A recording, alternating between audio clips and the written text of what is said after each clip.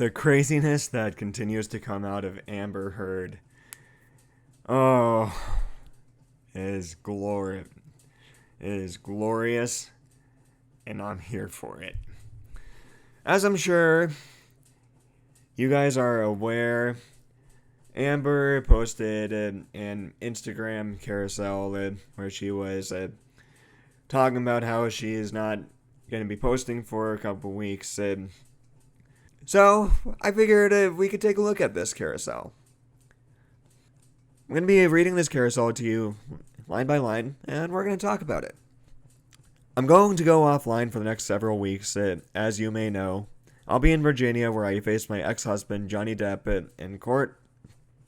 Johnny is suing me for an op-ed I wrote in the Washington Post, in which I recounted my experience of violence and domestic abuse. I never named him. Rather, I wrote about the price women pay for speaking out against men in power. I continue to pay that price, but hopefully when this case concludes, I can move on, and so can Johnny.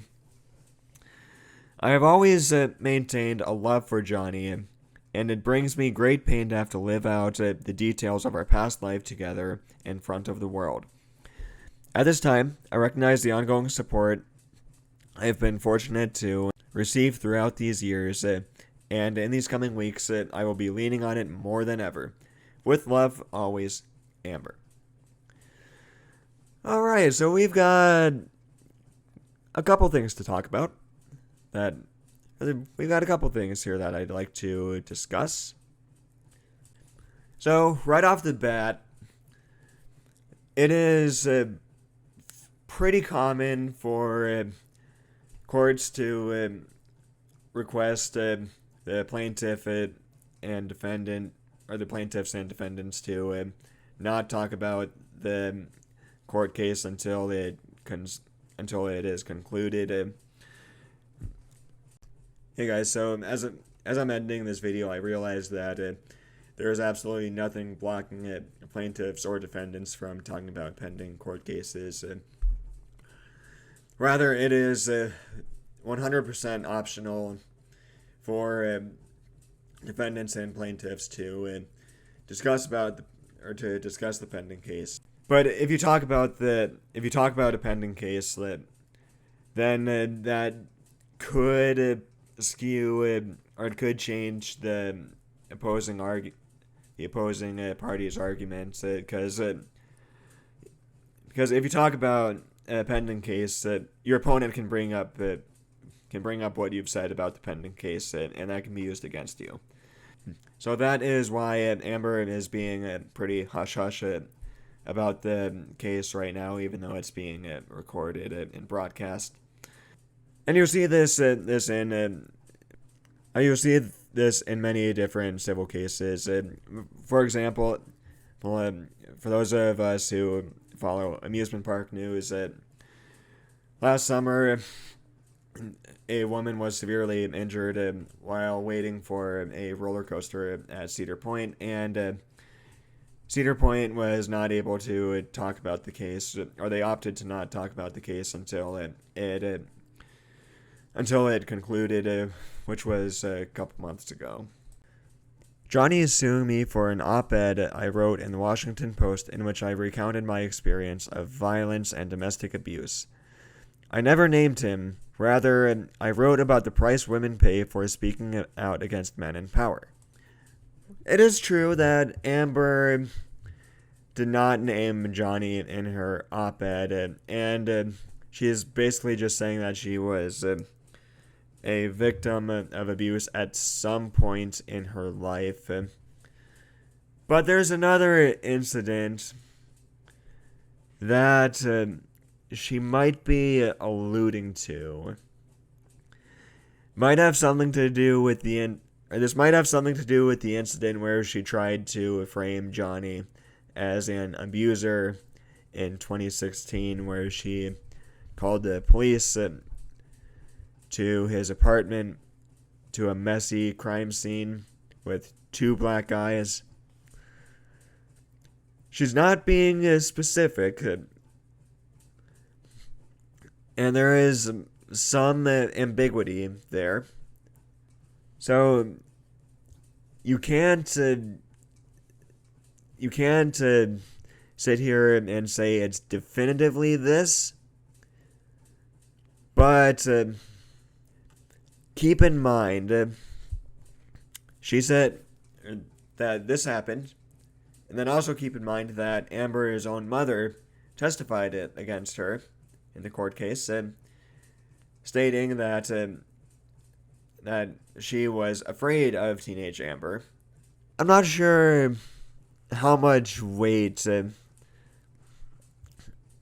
or how much defense this gives Amber.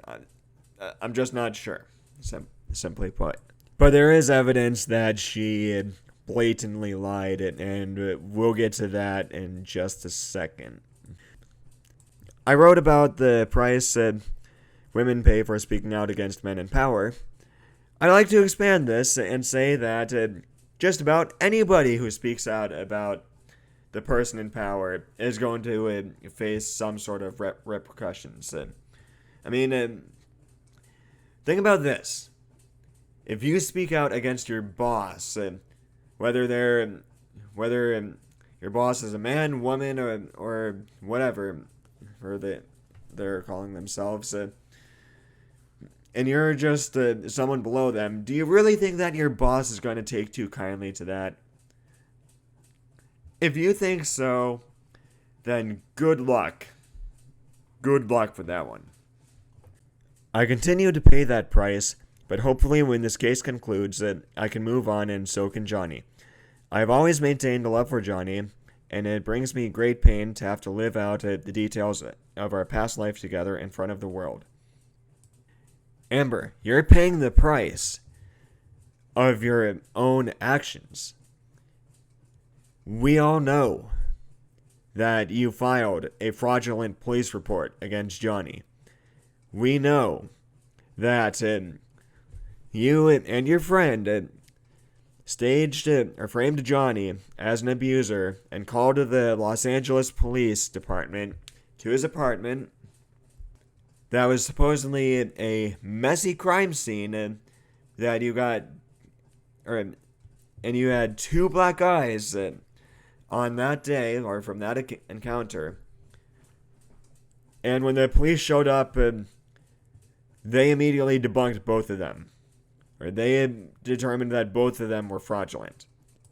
And then you continue to drag this out, or you are continuing to drag out the notion that Johnny is the abuser and you're the victim.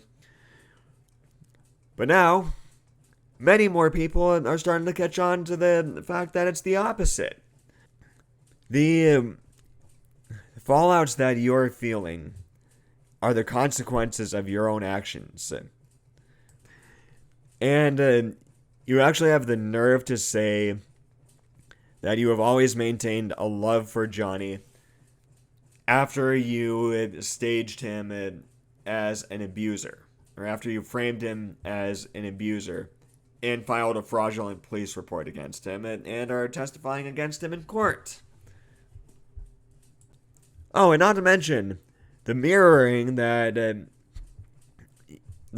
of Johnny's outfits that you are doing in order to confuse the jury when they go to make their verdict, and play mind games with Johnny. Yeah, you really love the guy. It brings me great pain to have to live out the details of our past life in front of the world. Yeah, I'm sure it does. At this time, I recognize the ongoing support I've been received throughout these years, and in the coming weeks, and I will be leaning on it more than ever. Amber, pretty much everyone, including your own mother, is against you.